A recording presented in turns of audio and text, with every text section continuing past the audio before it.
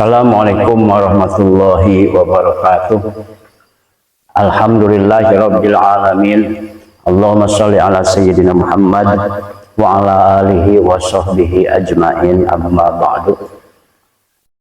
Sahabat YouTube yang berbahagia, mudah-mudahan senantiasa kita dalam lindungan Allah Subhanahu wa taala, dimudahkan segala urusan, dijauhkan dari bala, dan juga mudah-mudahan setiap doa kita dikabulkan oleh Allah Subhanahu wa taala.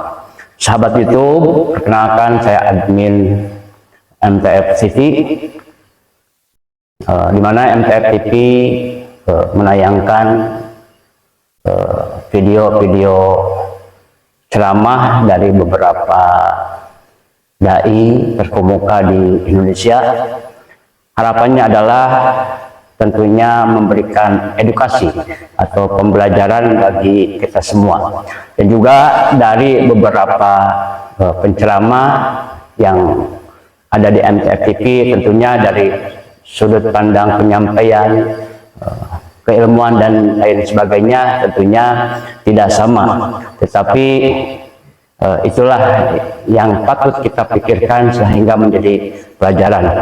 Dan kalaupun ada beberapa video yang sedikit agak kontroversi atau berpolemik, bukan bermaksud kami memanas-manasi atau mengadu domba, tetapi setidaknya ini adalah sebuah pengetahuan realita yang ada, bahwa kejadian-kejadian seperti ini sering terjadi di lingkungan kita, di sebuah negara, bahkan dunia. Tetapi untuk mencari kebenaran, ya, kita jangan menyimpulkan sendiri tanpa ilmu, tetapi hendaknya kita harus bertabayun atau mengklarifikasi untuk mengetahui sebuah kebenaran. Baik sahabat MTF TV yang berbahagia, ya, untuk tayangan kali ini kami akan coba menayangkan judul videonya. Selamat menikmati, semoga terhibur, semoga bermanfaat. Demikian, wallahu muwaffiq ila aqwamit thoriq. Wassalamualaikum warahmatullahi wabarakatuh. Assalamualaikum warahmatullahi wabarakatuh.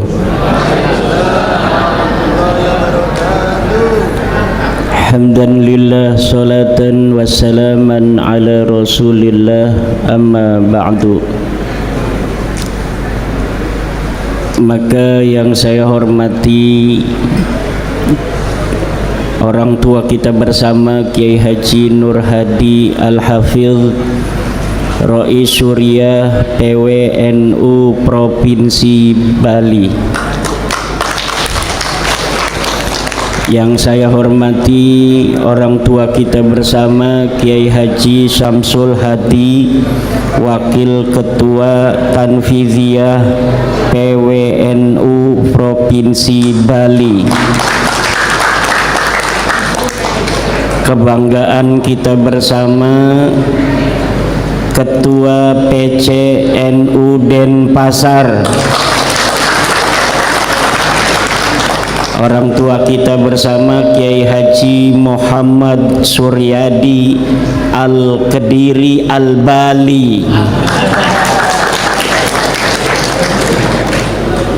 Kebanggaan kita bersama, Nak Agung Lurah Agung Penglisir Puri Gerenceng, Mustasar PCNU Kota Denpasar Bapak Haji Wikondo,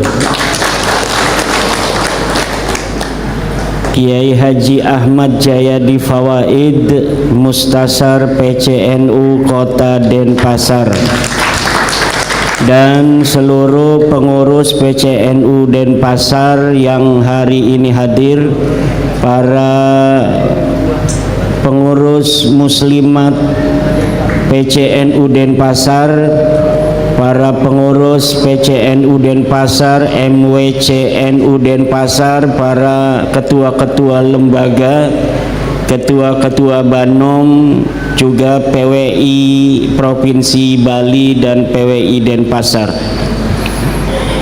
Pembicara kita Tubagus Moki Nurfadil Satya Tirtayasa yang telah begitu lugas di dalam bagaimana memberikan wawasan kepada kita bahwa sesungguhnya kita ini di Jawa kebanyakan turunan dari Bali. Maka ketika orang-orang Jawa ini ada di Bali ini, berarti ini bukan sebagai pendatang tetapi sebagai cucu yang kembali ke daerah leluhurnya. Juga pembicara kedua tadi Kiai Alwi Al-Bantani. Ini mudah-mudahan bapaknya bukan Ubedillah ini. Para ibu, para bapak, para dulur-dulur sekalian, ajaran agama Islam tidak mengenal yang namanya kemuliaan berdasarkan nasab. Ini catatan yang perlu untuk dimasukkan dalam relung sanubari setiap kita, bahwa di dalam Islam tidak ada kemuliaan berdasarkan keturunan. Dia yang paling mulia adalah dia yang paling bertakwa kepada Tuhan. Dia yang paling mulia adalah dia yang paling takut kepada Allah. Dia yang paling mulia adalah dia yang paling banyak memberikan manfaat kepada manusia. Inna akramakum indallahi atqakum, bahwa sesungguhnya yang paling mulia di antara kalian adalah orang yang paling bertakwa, orang yang paling takut kepada Allah Subhanahu wa ta'ala. Dari situ ada kaitan dengan ajaran ahli sunnah wal jamaah. Walaupun yang namanya manusia di hadapan Allah adalah sama, semuanya mulia. Walaqad karramna bani Adam, sungguh kami telah memuliakan seluruh anak Adam, manusia. Tetapi dalam ajaran ahli sunnah wal jamaah ada sebuah ajaran mahabbah ahli baitin nabi, mencintai ahli bait nabi dan mencintai para sahabat. Kalau Syiah, dia hanya mencintai ahli baitnya nabi. Banyak di antara mereka yang mencaci maki para sahabat. Dari saudara kita yang Wahabi, mereka lebih mencintai sahabat dan banyak yang merendahkan para ahli bait Nabi. Siapa ahli bait Nabi? Nabi Muhammad, Sayyidatuna Fatimah, Sayyidina Ali, Hasan dan Husain. 5 orang ahli bait ini menjadi target. Ke Nabi nggak mau, ke Nabi nggak berani, tapi ke Sayyidina Ali mereka berani, ke Sayyidina Hasan mereka berani, ke Sayyidina Husain mereka berani mencaci.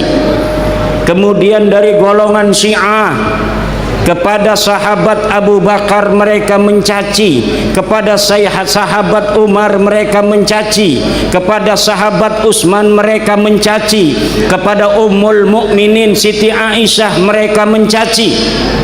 Kita ahli sunnah wal jamaah, keluarga Nabi, ahli bait Nabi ini, tidak ada satupun ajaran dari kita ahli sunnah wal jamaah an-Nahdiyah yang berani untuk berkata jelek tentang Sayyidina Ali, yang berani berkata jelek tentang Sayyidatuna Fatimah, yang berani berkata jelek tentang Sayyiduna Hasan, yang berani berkata jelek tentang Sayyidina Husain. Begitu pula Nahdlatul Ulama ahli sunnah wal jamaah tidak ada satupun yang berani untuk mencaci maki sahabat-sahabat Nabi, hatta Muawiyah radhiyallahu anhu.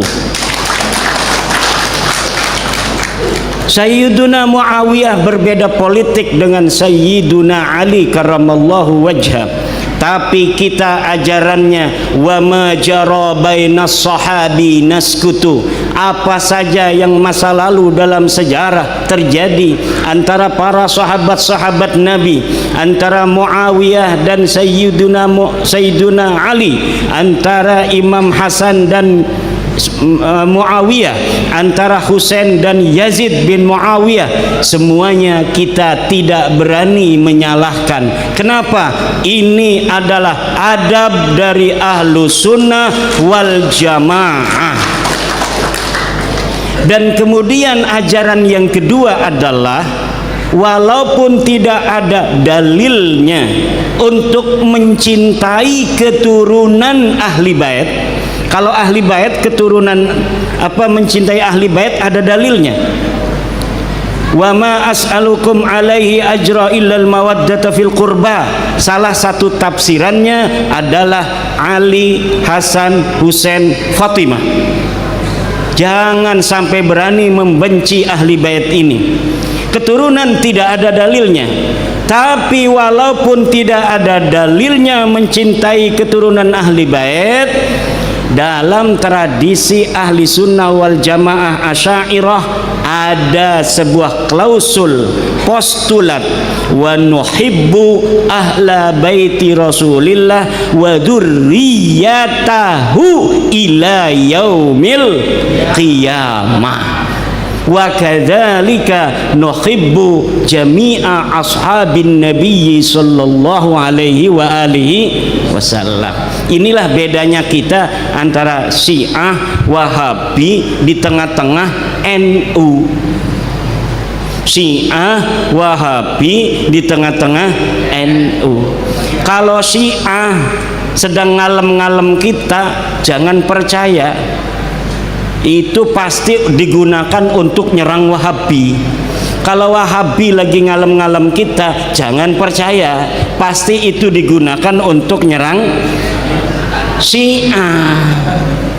NU itu ibarat laki-laki yang punya 2 istri. Betul apa tidak?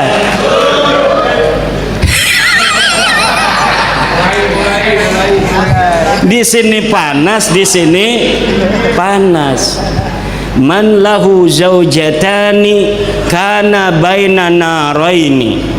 Siapa orang yang punya 2 istri, maka dia bagaikan ada di antara 2 api. Kesini panas, kesini bagaimana dia supaya tidak menjadi es sehingga meleleh? Dia harus bisa kesini oke, kesini juga oke. Inilah Nahdlatul Ulama. Maka Nahdlatul Ulama itu moderat. Apa? Moderat itu kesini tidak mau bermusuhan, kesini juga tidak mau bermusuhan. Dari mana konsep wasatiyah Nahdlatul Ulama? Dari Al-Quran. Al-Quran mengajarkan bahwa umat Islam ini adalah ummatan wasata. Kadzalika ja'alnakum ummatan wasata, umat yang moderat. Tidak seperti orang Kristen, tidak seperti orang Yahudi, tapi moderat. Di dalam ajarannya pun moderat. Maka wasatiyah, moderatisme Islam NU, Islam Nusantara adalah Islam yang betul-betul sesuai dengan ajaran Al-Quran. Lalu ketika ada klausul bahwa kita juga mencintai keturunan ahli bait, bukan ahli bait. Jadi hadis-hadis tentang ahli bait, siapa yang membenci ahli baitku maka dia seorang munafik, itu bukan untuk keturunan ahli bait. Tapi untuk Ali, Hasan, Husain dan Sayyidatuna Fatimah Az-Zahra Al-Batul, tidak ada dalil khusus yang menyatakan orang yang membenci keturunan daripada ahli bait itu mendapat celaka. Tidak ada. Begitu pula tidak ada dalil khusus yang menyatakan kewajiban mencintai keturunan Nabi. Tidak ada. Yang ada adalah mencintai ahli baitnya Nabi. Siapa? Ali, Fatimah, Hasan dan Husain. Maka ketika corona, kita diajarkan di Nahdlatul Ulama oleh Abu Yamuh tadi, berwasilah agar tidak kena corona dengan bertawasul, memohon kepada Allah dengan perantara Sayyidina Muhammad, Sayyidina Fatimah, Hasan dan Husain. Ya Imam Ali wal Murtada wa ibnahuma wal Fatimah. Li khamsatun utfi biha arral waba il hatimah al Mustafa wal Murtada wabnahuma wal Fatimah. Bareng-bareng. Li khamsatun utfi biha haral waba il hatimah al Mustafa wal Murtada wabnahuma wal Fatimah. Li khamsatun, aku punya 5 orang, utfi biha, yang dengannya aku padamkan harral wabail hatimah, penyakit corona yang ganas. Siapa dia? Al-Mustafa, Nabi Allah Muhammad sallallahu alaihi wasallam. Wal Murtada, man huwa al-Murtada? Sayyiduna Ali karramallahu wajhah. Wabnahuma, dan anak keduanya siapa? Sayyidina Hasan dan Sayyidina Husain. Wal Fatimah, dan Sayyidatuna Fatimah radhiyallahu anha al-Batul. Ini tidak boleh ada satupun orang yang berani atau boleh berkata jelek terhadap ahlu baitin Nabi, yang diriwayatkan di dalam hadis Ibni Abi Salamah, anaknya Abi Salamah.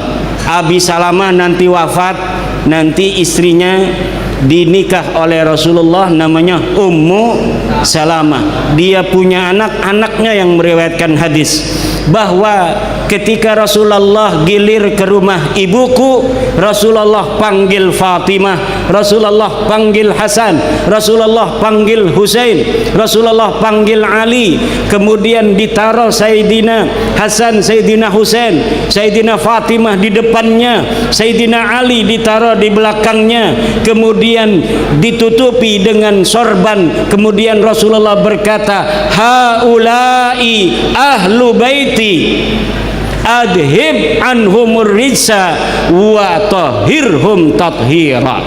Mereka inilah ya Allah sebagai ahli baitku. Hada nasun sarihun la yuraddu, bahwa ahli bait Nabi adalah Fatimah, Ali, Hasan dan Husain.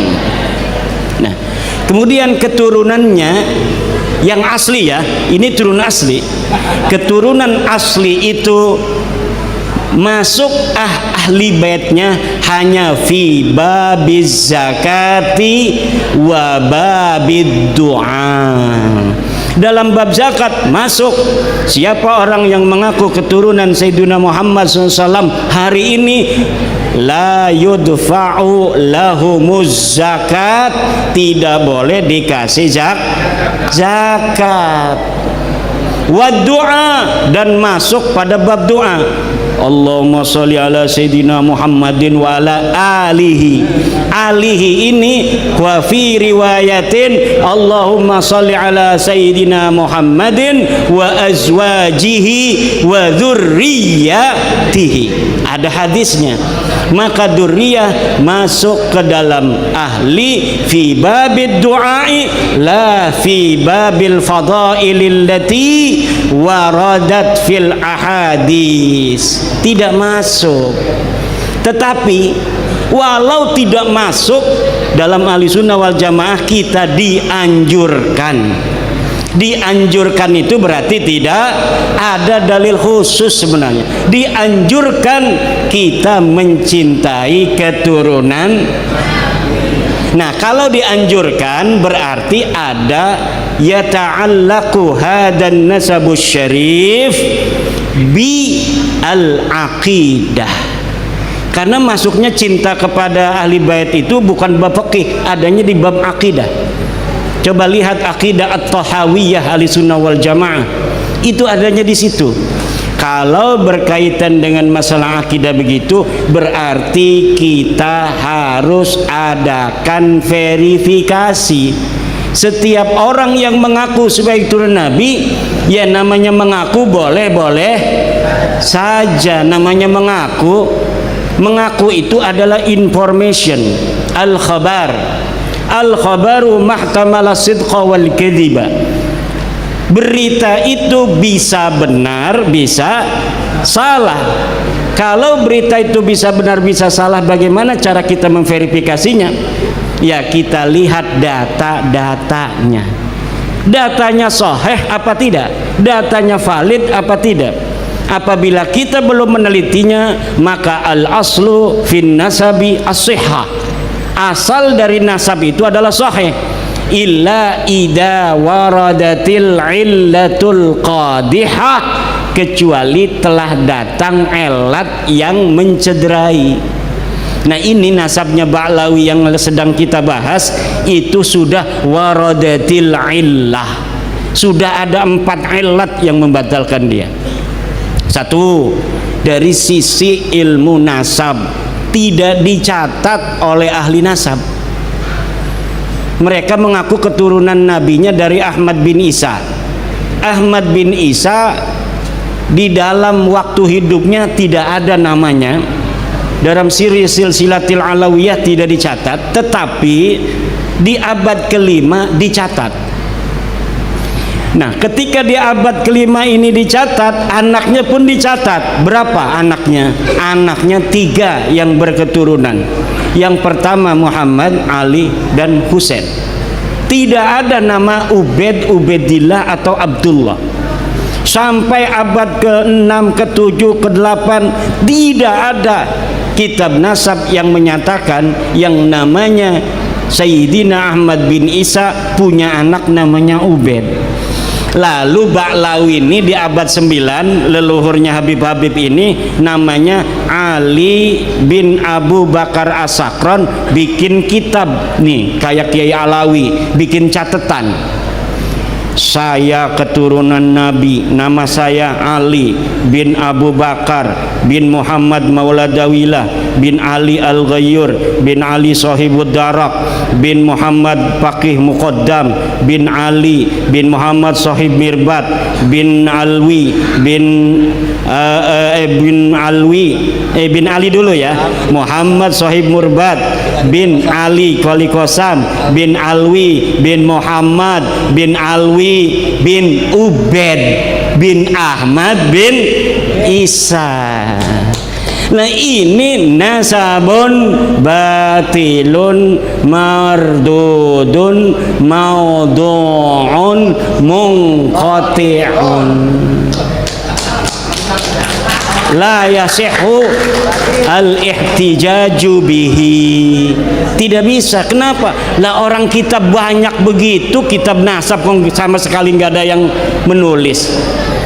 Kitab nasab mulai abad keempat, siri silsilatil alawiyah, abad kelima, tahdhibul ansab, al-majdi, muntaqilatul talibiyah, kemudian di abad ke-6 as-sajarah al-mubarakah, di abad ke-7 al-fahri al-asili, di abad ke-8 as-sabatul musal, di abad ke-9 umdatul talib al-kubra, umdatul talib al-wusta, umdatul talib al-kubra. Semuanya tidak ada yang mencatat yang namanya Ahmad bin Isa punya anak namanya Ubaid, Abdullah, Ubaidullah. Tidak ada. Pokoknya teu aya.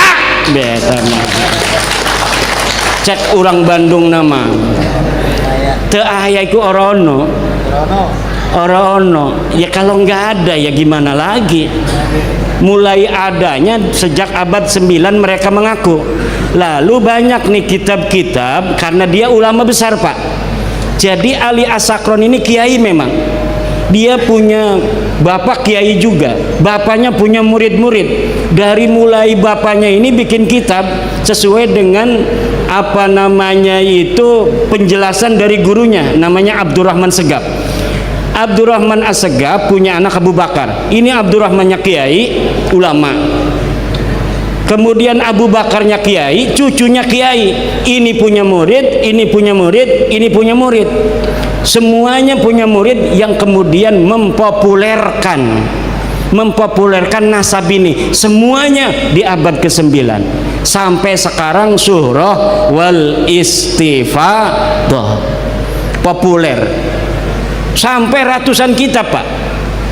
Hanif Al-Attas sekarang sedang mengumpulkan kitab-kitab sejak abad 9 itu sampai sekarang ini sudah bisa terkumpul 140 kitab yang menyatakan mereka turunan Nabi.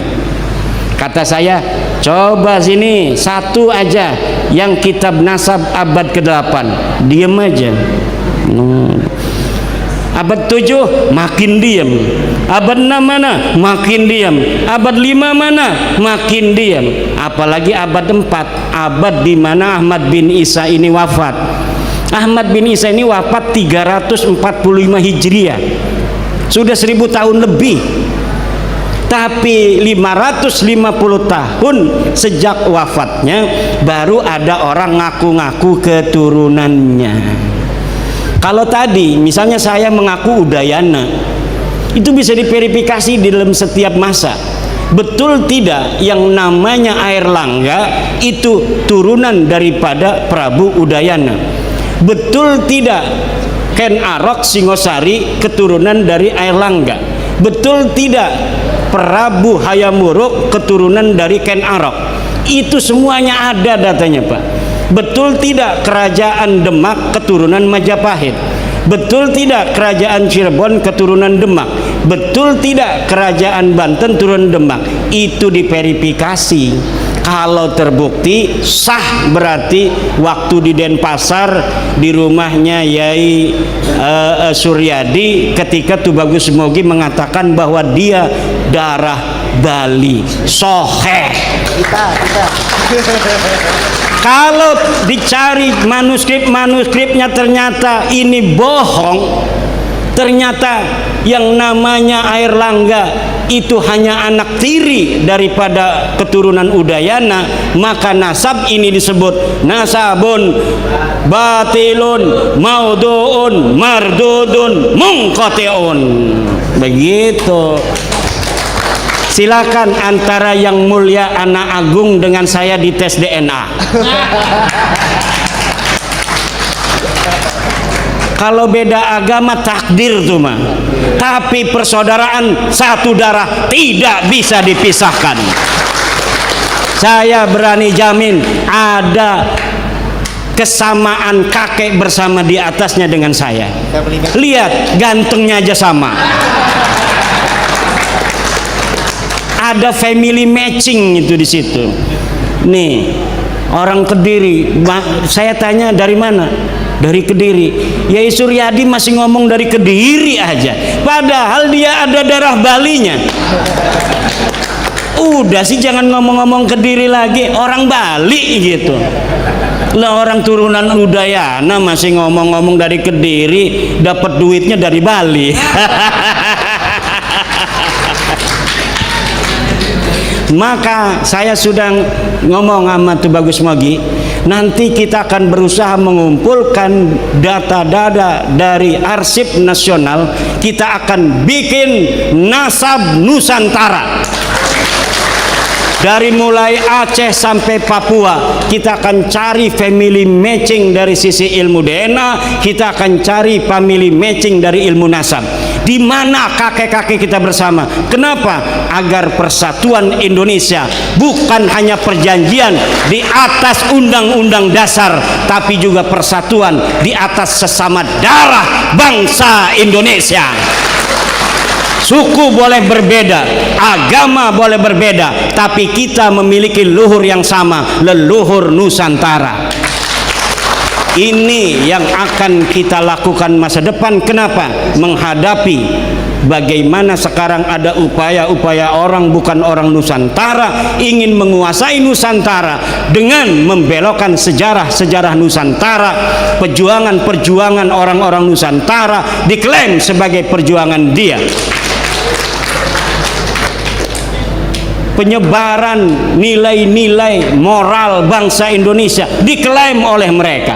Penyebaran Islam di Nusantara diklaim oleh mereka. Makam-makam berkeramat diklaim oleh mereka. Kita pengen tahu keramatnya mana? Keramat apa? Keramat dan khurafat itu beda, Pak. Ya. Nih ada keramat, ada khurafat. Kalau keramat, orang waliullah kelihatan nama orang keramatnya, bisa jalan di air, banyak yang menyaksikan. Terus ditulis oleh saya yang menyaksikan bersama-sama orang tuh, Syekh Alawi Al-Bantani Masya alal ma'i fi Bali. Ketika jalan-jalan di Bali, saya melihat bahwa Kiai Alawi berjalan di atas air. Itu namanya Kitabatul Karamah, menulis keramat para wali. Awas, keramat para wali itu yang ada yang hanya khurafat. Apa itu? Keramatnya nggak ada tapi dibohong-bohong. Syekh Tuh Bagus Mogi bisa muncul dari sumur. Dia pergi ke Bali tidak melalui bandara, tidak melalui Banyuwangi. Dia masuk ke sumur di dapurnya, kemudian keluar di jet pumpnya Yai Suryadi. Itu namanya khurafat. Tidak terjadi tapi ditulis-tulis. Kebanyakan ada penelitian dari ilmuwan di Timur Tengah yang ada di kitab-kitab Balawi itu bukan karamah tetapi khurafat. Kejadiannya tidak ada tapi ditulis-tulis Mi'raj 70 kali. Ditulis-tulis bahwa dia baca salam kepada Rasulullah, tidak berhenti baca salamnya kecuali dijawab oleh Rasulullah Muhammad sallallahu alaihi wasallam. Pas saya teliti, namanya Ali Koli Kosam. Jangankan dia berkeramat, orangnya saja teaya, ora ono, namanya saja tidak ada. Dari mana sih ngomong orangnya tidak ada? Kalau Ki Alawi tadi itu kereng, karena babnya Rijalul Hadis. Kereng, tahu kereng? Ketat dia itu, keras ketat. Jadi Ahmad bin Isanya aja dianggap tidak ada. Kenapa Ahmad bin Isanya dianggap tidak ada? Karena Ahmad bin Isa ditulis oleh Ba'lawi sekarang katanya seorang muhaddis, seorang perawi hadis. Kalau ditulis perawi hadis, harusnya namanya sudah ada di kitab Rijalul Hadis. Kiai Alawi sudah meneliti seluruh kitab Rijalul Hadis, tidak ada namanya Ahmad bin Isa. Maka dia katakan Ahmad bin Isa jangankan meriwayatkan hadis, orangnya saja tidak ada. Kenapa? beliau standarnya ilmu hadis. Kalau saya standarnya ilmu nasab. Dalam ilmu nasab, karena ilmu nasab adalah bagian dari sejarah, maka kitab yang paling dekat masanya dengan Ahmad bin Isa itu menyatakan apa? Apakah dia ada ataukah tidak ada? Walau bukan kitab sezaman, tapi yang paling dekat ditemukan yaitu kitab Tahdzibul Ansab 435 Hijriah. Dia wafat 345, tapi kemudian 100 tahun kemudian ada yang mencatat namanya. Nah, ini di dalam ilmu sejarah bisa kita ambil karena apa? Tidak ada yang mencederai dia, tidak ada yang menolak kitab sebelum dia. Kalau ada kitab yang menolak Tahdzibul Ansab bahwa Isa al-Arad, Isa bin Muhammad An-Naqib tidak ada nama anaknya Ahmad bin Isa, maka ini rungkatnya bukan dari Ubed, rungkatnya dari Ahmad bin Isa. Dan sudah ada penelitian di Mekah, Ahmad bin Isa ini memang nasabnya juga batal. Tetapi saya kasihan kalau terlalu banyak yang batal-batal. Udah nggak apa-apa dah, karena ada, walaupun jaraknya 100 tahun dari masa wafatnya Ahmad bin Isa, kita temukan kitabnya namanya Tahdzibul Ansab. Tahdzibul Ansab menyatakan Isa punya anak namanya Ahmad, maka kita pegang bahwa memang Isa punya anak Ahmad, walaupun tidak ada sebelumnya kitab yang sejaman yang menyatakan itu. Kenapa? Kasihan. Karena kalau ini pun kita tolak, jaraknya lebih panjang lagi keterputusan nasab Ba'lawi ini. Kita hitung dari 345 ini kita hilangkan sampai ke ayahnya Muhammad An-Naqib dihitungnya. Kapan Muhammad An-Naqib itu wafat, di situ kita hitung keterputusan. Begitulah ilmu sejarah dan ilmu nasab bekerja untuk mengisbat nasab. Tidak ada kitab nasab yang menyatakan Ahmad bin Isa punya anak Ubed. Karena kita sudah mengakui secara lemah pun bahwa Ahmad bin Isa ini ada, maka kita kemudian mencari dia punya anak berapa. Dia punya anak 3, Muhammad, Ali, Husain. Kitab ini 550 tahun mengatakan yang sama, anaknya 3, Muhammad, Ali, Husain. Baru di tahun 895 Hijriah, Ali bin Abu Bakar As-Sakran Ba'alawi mengarang kitab namanya Al-Burqatul Musyiqqah. Di sini dia bilang anaknya Ubed ini bagian daripada anaknya Ahmad bin Isa. Begitu ceritanya. Itu dari ilmu nasab. Ilmu sejarah, ilmu sejarah, kitab sejarah ditulis sejak abad ke-3 Hijriah. Abad kedua, Nasabu Quraisy, Tarikh Baghdad. Kemudian di sekitar Yaman itu ada Tabaqat Fuqaha'il Yaman, ada Tabaqat Sulaha'il Yaman, ada As-Suluk fi Tabaqatil Ulama wal Muluk, ada Musallam Al-Lahaji, ada kitab Mir'atul Jinan. Semuanya tidak mencatat keluarga Ba'alawi Abdurrahman Segaf sebagai keturunan baginda Nabi besar Muhammad SAW. Baru ada setelah abad 9. Kalau dari abad 9 sampai sekarang 170 kitab pun ada. Tetapi dalam kaidah ilmu nasab, la yuhtaju bi kasratil masadiri idza kana asluha min marji'in wahidin. Tidak dijadikan hujjah kitab-kitab yang banyak itu apabila kembalinya kepada satu referensi, Al-Burqatul Musyiqqah.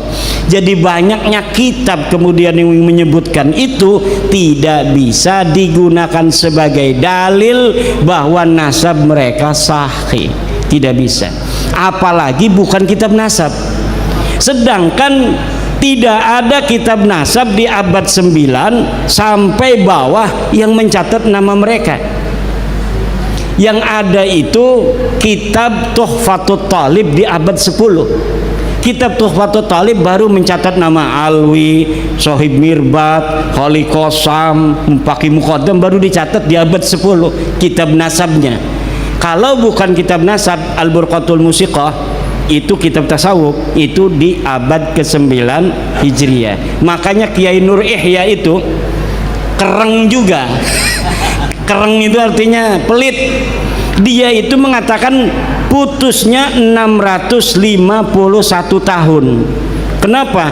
Karena kitab nasab yang pertama mengatakan itu ada di 966 Hijriah, kitab Tuhfatut Thalib.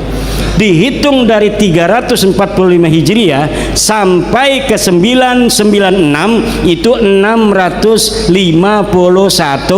tahun. Kalau saya orangnya loman, orangnya baik, enggak kereng kayak Kiai Alwi, enggak kereng kayak Kiai Nur Ihya. Kalau saya memadukan antara ilmu sejarah dan ilmu nasab, menurut ilmu nasab 651, menurut ilmu sejarah 550 tak. Saya ngambilnya yang kecil, putus 550 tahun. Kenapa? Kasihan. Kenapa kasihan? Karena ajaran Wali Songo penuh kasih sayang. Kasihan, terlalu panjang nanti makin sedih kan. Begini aja udah marahnya luar biasa. Ini kita ngomongin putus 550 tahun aja marahnya beneran, apalagi kita ngomong putusnya 650 tahun. Ketiga, dari ilmu DNA. Ini putus dari ilmu DNA. Bagaimana? Karena di dalam kitab Nasab Muqaddimah fi Ilmil Ansab, karya daripada Syekh An-Nasabah Khalil bin Ibrahim Ad-Duailimi, itu sudah dikatakan haplogrupnya orang Arab itu J1. Lihat kitab Muqaddimah fi Ilmil Ansab, sudah ada di sana, Pak. Orang Arab turunan-turunan Quraisy semuanya J1 kalau tes DNA. Kalau bukan J1 itu bukan orang Arab. Nah, bagaimana dia itu bisa menjadi keturunan Nabi kalau orang Arab aja bukan? Jadi masa depan nih Pak, hasil tes DNA kayak Ba'lawi ini nggak mungkin lagi dibahas dalam ilmu nasab dan ilmu sejarah tentang dia valid ataukah tidak. Karena masa depan itu ketika ingin menelusuri keturunan Nabi, cukup lihat tes DNA-nya dulu. Oh, tes DNA J1, oke, masuk dalam penelitian. Kenapa? Karena sudah ketahuan orang Arab, garis lurus laki-lakinya. Kalau misalnya haplogrupnya kayak Ba'lawi, G, golep. Kita mau ngapain saja di dalam ilmu nasab, ilmu sejarah, pasti ini ujung-ujungnya putus.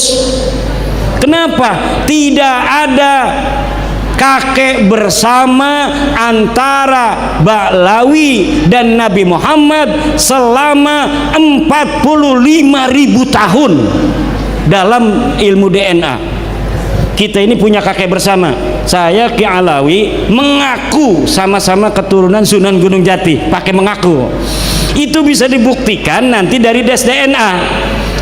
Tuh Bagus Mogi tes DNA, saya tes DNA, ini tes DNA. Nanti kakek bersamanya ada nggak di 400 tahun? Kalau kakek bersamanya ada di 400 tahun, sah mengaku keturunan Sultan Hasanuddin. Kenapa? Karena Sultan Hasanuddin dan kita hari ini itu jaraknya 400 tahun atau 500 ya, 500 tahun.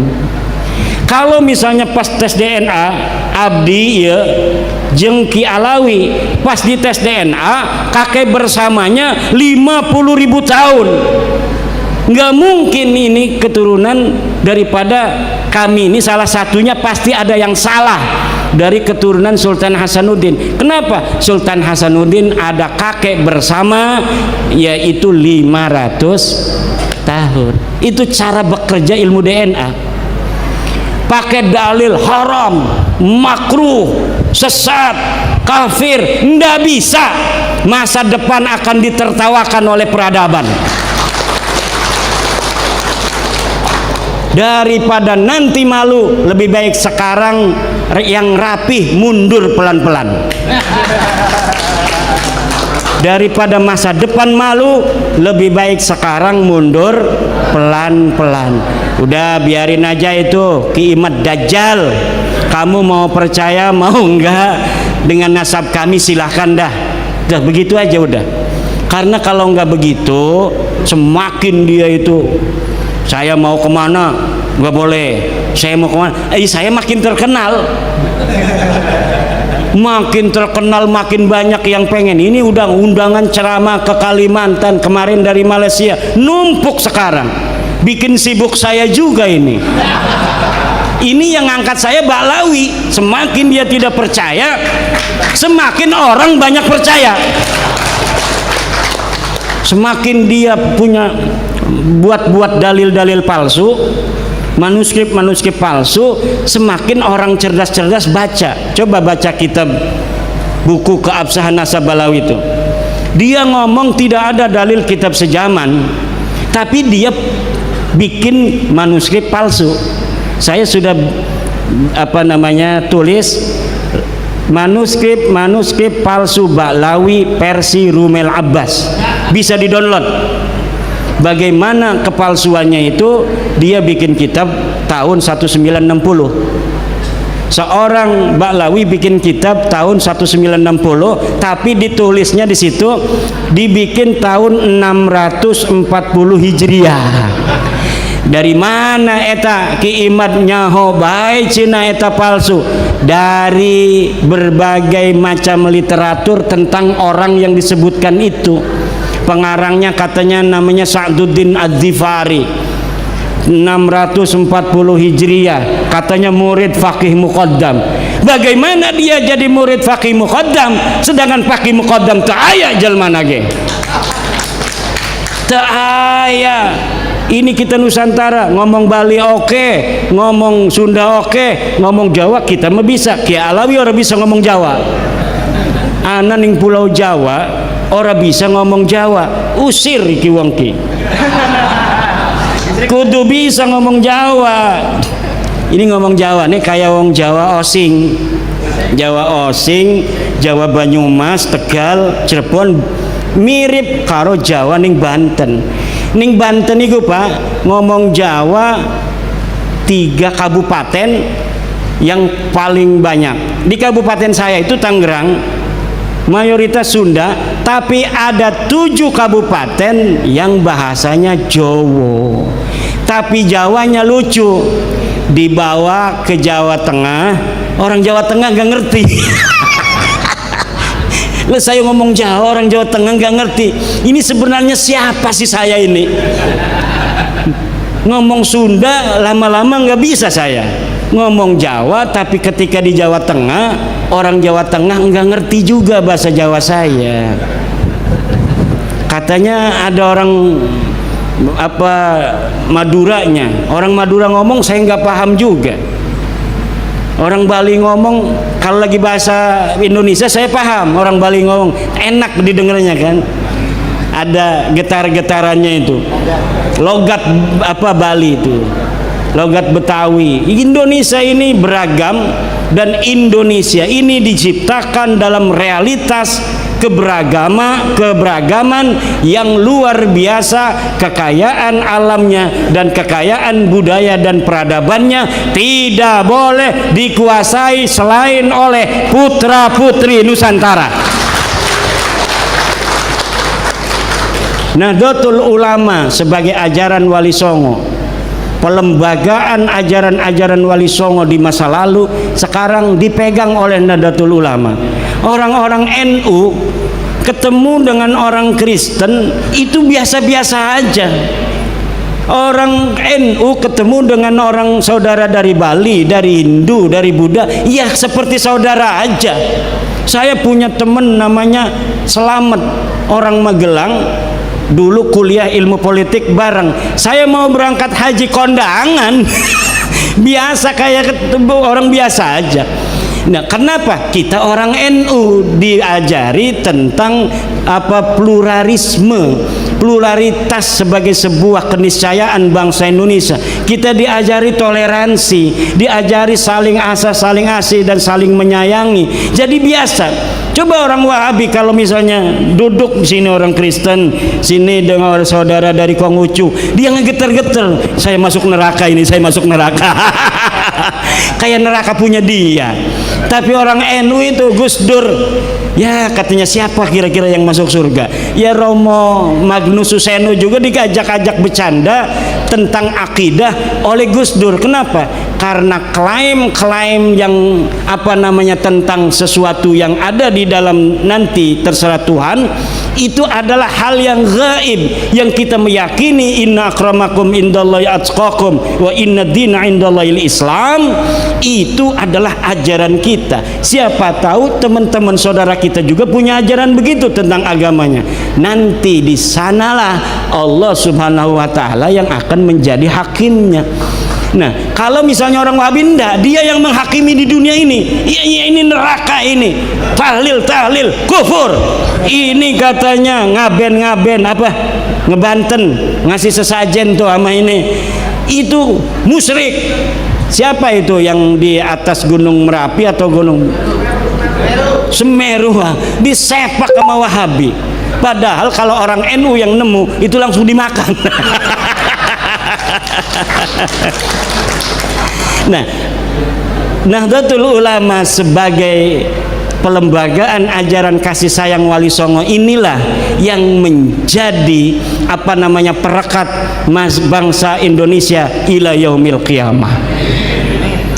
Kalau misalnya NU ini ajarannya kemudian dimasuki oleh ajaran-ajaran yang bukan ajaran Wali Songo, maka keberagaman kita sebagai bangsa Indonesia akan mudah dipecah belah.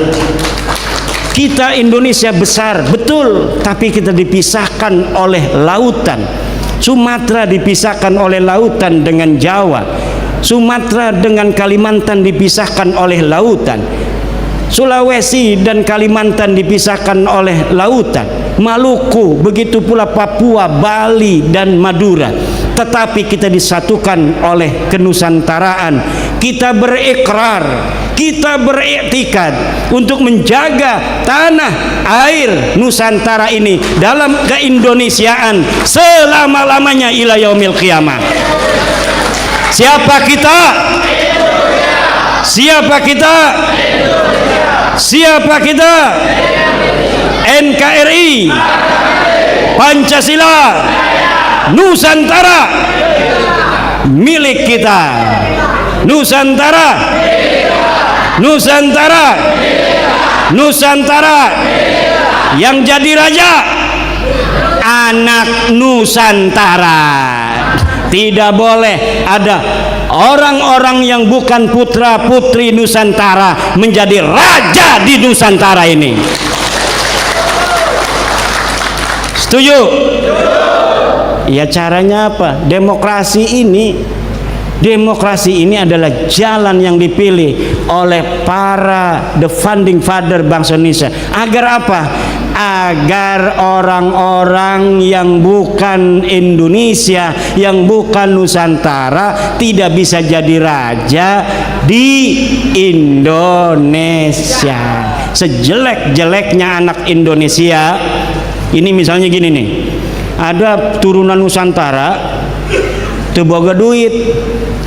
Ini ada tuh orang asing dari bukan Nusantara nyalon bareng. Ini banyak duitnya. Kira-kira Bapak milih yang mana? Kalau milih ini nggak dikasih duit, milih ini dikasih duit, milih mana? Harus digelorakan mulai saat ini. Apabila terjadi hal-hal demikian, maka yang harus kita pilih, wajib hukumnya difatwakan oleh LBM, kita harus memilih, wajib memilih bangsa Indonesia. Kalau tidak, Pak, demokrasi ini juga membuka celah orang-orang bisa menjadikan raja di negeri kita bukan dari putra putri kita. Ini orang Bali harus apa namanya itu, hati-hati jangan sampai yang jadi gubernur bukan orang Bali. Orang Jatim hati-hati, awas yang jadi gubernur bukan orang Jatim. Ini demokrasi harus menghargai daripada tanah di mana manusia-manusia itu ada. Yang harus jadi raja di Jatim ya orang Jatim, yang harus jadi raja di Bali ya orang Bali, yang harus jadi raja di NTT ya orang NTT. Demikianlah seharusnya menurut Asabiyah Ibnu Khaldun, di mana politik itu dibangun berdasarkan apa suara mayoritas demi untuk menjaga hak-hak minoritas. Demikian, wallahu wal muwaffiqu ila aqwami thoriqin. Wassalamualaikum warahmatullahi wabarakatuh.